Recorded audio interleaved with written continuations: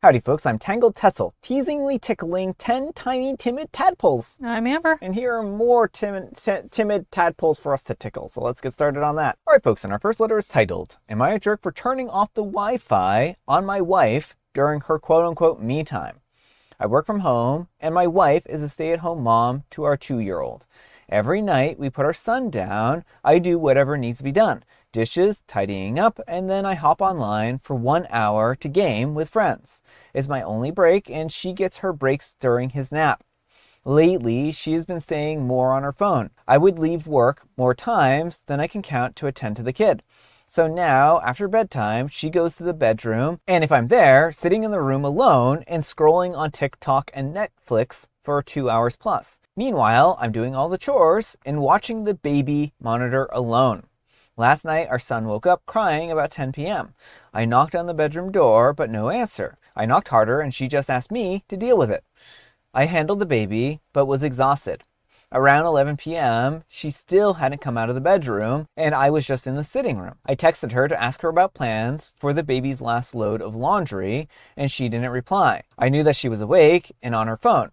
So I went to the router and I paused her device's Wi-Fi. To be honest, I was hoping that she was asleep or just wasn't minding her phone, but she came out 2 minutes later furious.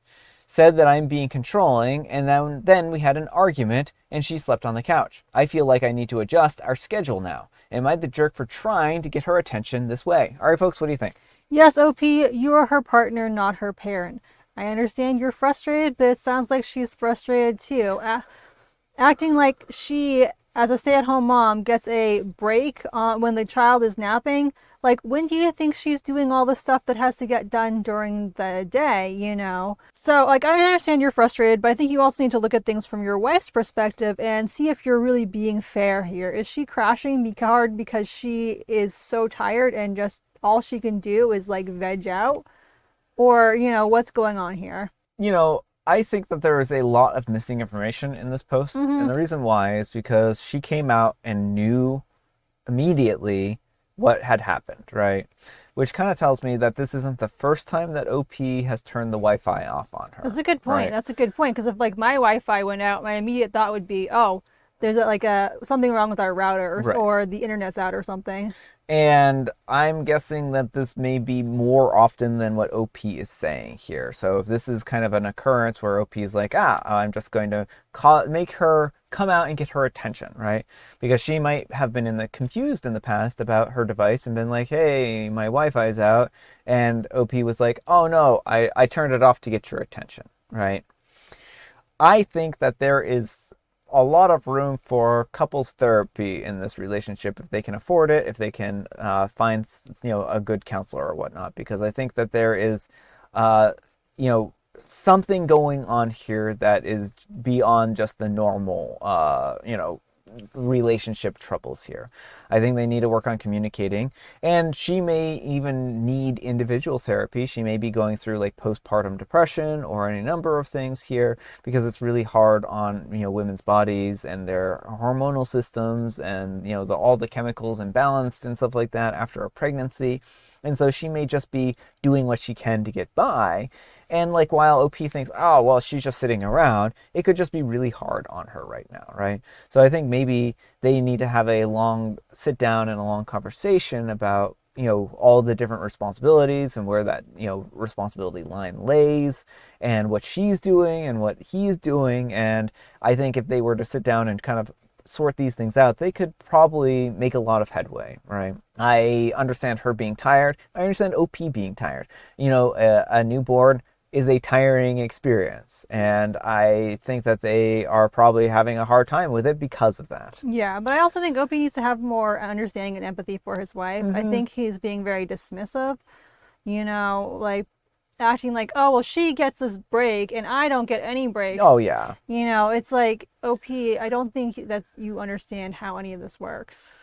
So, yeah, I feel bad for both of them because they're having a rough go. And I hope that they can talk through things and work through things and see eye to eye on this and hopefully come out of it on the other side a little bit better. I do think that they're both trying, but I also think they're both having a lot of communication issues. But let me know what you folks think. So anyhow, take care and good luck. All right, folks, and our next letter is titled, Am I a Jerk for Telling My Friend Where Her Boyfriend Was? I am a 20-year-old female, and I was at the doctor's. Specifically, there's this place that's a collection of specialists that your general practitioner can refer you to. The buildings are for physio or heart stuff, or up the road again is where there's urology or reproductive health clinics, so disease testing. I was not there for that, but for something different. Well, I bumped into my friend, Sarah's, a 20-year-old female's boyfriend, and I see him there, and we both just walk out at the same time of the same building. I text her saying that I'm not trying to start anything, but she might want to have a conversation with her boyfriend and I explained where he was. Because if it was me, I would want to be told, and if there's nothing, then that's good. She actually then phoned me and asked why I would assume that, and she sounded very angry. She said that she did know why he was there and explained a little while ago that he had a torsion. It was all fine, and they fixed it up and did some stuff, so it can't happen again, and that he had to leave a sample for them to check. Routine, apparently, to check for any problems the incident might have caused, but they think that it should all be fine. I tell her I didn't assume 100%, but it was suspicious from my point of view, and she has to see why. She said no, it's insulting to insinuate that it could possibly be the reason, and it sounds like I'm seeking drama or attention. Or do I just know that little that the only reason that he could be there is for that, and didn't bother to think? I tell her to stop being so insulting, and she says no, because I need to be told how serious it is to jump to conclusions about stuff when I have no idea what I'm talking about, and didn't give any thought before doing so, and how it's careless. But I did care. I literally Googled the reasons that guys can be somewhere like that, and to give you my perspective, the posters in there weren't about being pregnant or how to be pregnant, they were signs of different diseases. Well, when I looked it up, I can find no other reason for him to be there that wouldn't make more sense to be in another building. And the reason I said that is because all the standard sampling testing for stuff like that is just dropped off at your GP. I've never heard of someone giving anything to any specialty clinic and when researching the same thing, because it makes no sense. Websites say urology samples can just be left at your GP's office, who send them off. I explain this to her, and I tell her that I can show her my history and everything to show her that I didn't put zero thought into this, and she said 2 minutes of looking stuff up doesn't make me an expert, and it still was careless, and she wants me to apologize. I said that I had nothing to say sorry for, because most people would want someone looking out for them like that, and I went to the effort of trying to find a different reason and not trying to cause anything. All right, folks, what do you think? Yeah, OP, it sounds like you are trying to stir up trouble here. Like, I understand your concern for your friend, but instead of just being like, oh, hey, by the way, I saw your boyfriend, isn't that funny? You were like, I'm not trying to say something, but like, and then you immediately start to accuse him of essentially cheating on your friend. There are all kinds of reasons why someone could be at a urology clinic that do not have to do with STIs. And, you know, again, I understand that you are concerned. That is a very common reason people do go to reproductive health clinics, but it is not the only reason, and you can't make assumptions and, you know, invade people's medical privacy like that. Yeah, I mean, this is kind of a difficult situation. It's very, very sensitive, especially for the privacy. Like, would OP want somebody saying, oh, hey, I saw OP at X, Y, and Z, right? I mean, a lot of people want medical privacy. They don't want people spreading around their, personal information. And people do have the right to privacy. And I know that sometimes you're in a public area, but I think that a lot of folks feel kind of different about medical issues and medical type of things, right? Right. Like, you may not be technically legally bound like the clinicians in there are. Like, there's no HIPAA holding you accountable. But, I think that trying to speculate about why someone's there is taking it too far. Oh, I bumped into someone. Yeah. That's one thing, but being like, oh, by the way, I'm pretty sure your partner is cheating on you and getting STI tests, that's a totally different situation. Well, and I also think that AOP could have approached this in the similar way to what you're saying, is to say, oh, hey, I saw your boyfriend over here. Is he okay? Right? And not to make any kind of assumption, and that way she could make a decision about where to go with that, right? And as for OP's research, they may be right. I mean, maybe he is cheating on her, right?